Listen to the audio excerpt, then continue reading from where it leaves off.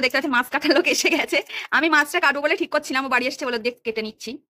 চাপ দেবে না কেন বলো তো, ডিম আলা মাছ তো, ডিম আলা মাছ বেশি চাপ দিলে হয়ে যায়। পরের পার্টটা দেখার জন্য আমার পাশে থাকুন, সাথে থাকুন, আর বেশি বেশি সাবস্ক্রাইব করবেন। আমার সুন্দর সুন্দর ব্লগ আসতে চলেছে সামনে, খুব খুব ভালো থাকবেন। টাটা। চিংড়ি মাছ তোমার ছেলে আবার খাবে বলছে, ও মাছ খাবে না নাকি? এই মাছ খাবি না?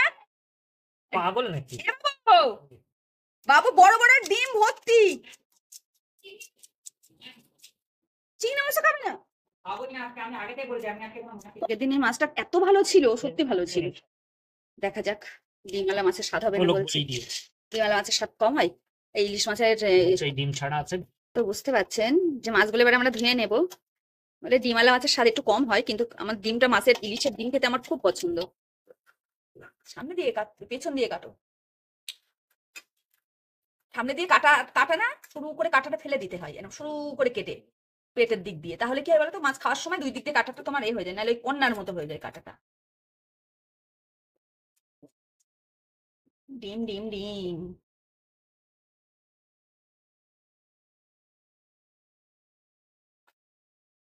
তোমার নতুন হয়েছে মাছ, মাথায় মাছ থাকবে না। আস্ত রেখে দেবো মাথা।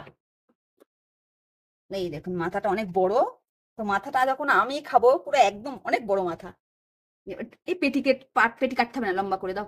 পেটি কাটবো না, নিজেরা খাবো তাহলে পেটি কেটে, চারজনা মানুষ আমরা, একটু পাতলা করো আর একটু লম্বা করো, লম্বা হোক, পেটি কেটে লাভ নেই।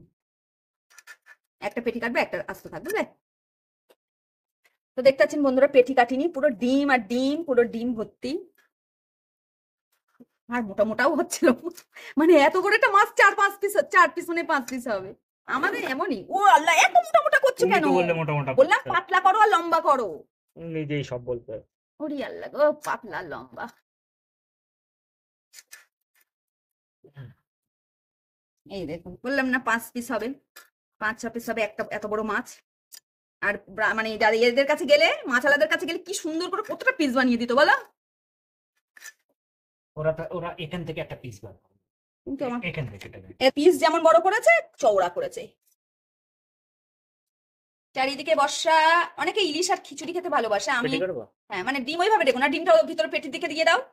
হ্যাঁ, ডিম হবে না, তেলের সঙ্গে। হ্যাঁ, আর একটু পেটিটা উপর থেকে করো, এখান থেকে। হ্যাঁ হ্যাঁ করো। হ্যাঁ, অনেকে ইলিশ আর খিচুড়ি খেতে ভালোবাসে, আমার আবার ইলিশ খিচুড়ি ভালো লাগে না, সত্য কথা। আমার আবার ইলিশ মানে সাদা ভাত না হলে ইলিশ ভালো লাগে না। ইলিশ মানে খিচুড়ি খাবো, মাংস, খিচুড়ি হলে আমার মাংস দরকার। না এখানে এনে তুলেছিল, এখানে তুলেছে, আমারই তোলা হয়নি, সব ভুলে গেছিলাম আমি।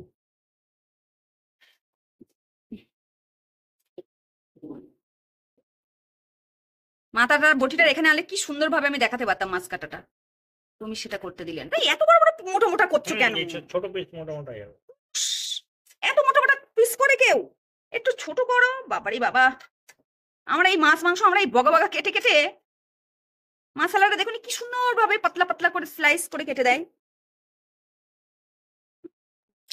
ওখানে রাখো তো মাছগুলো সাজিয়ে। তো বন্ধুরা, আমাদের মাছ কাটা হয়ে গেছে, দেখতে পাচ্ছেন 1 কেজি ওয়েটেরও বেশি ইলিশ, তবুও আমাদের বাড়িতে মাছ কাটা হয়েছে। দেখুন এই কটা পিস হয়েছে, আর লোকে 500-700 মাছ কিনলেও এতটা পিস, কি মোটা মোটা একটা একটা পিস করেছে, আর এগুলো লম্বা করা হয়েছে, একটু বলেছি দেখুন মাছের পিস দেখুন। এই এবারে মাছগুলো কাটা হয়ে গেছে, লেজটা কাটো, মাছগুলো কাটা হয়ে গেছে, লেজটা কাটো। যা করে তাড়াতাড়ি মাছ নরম হয়ে যায় খুব দ্রুত। ডিমালা মাছ তো নরম হয়ে যাবে, তো আমি পরিষ্কার করে ধুয়ে নিই,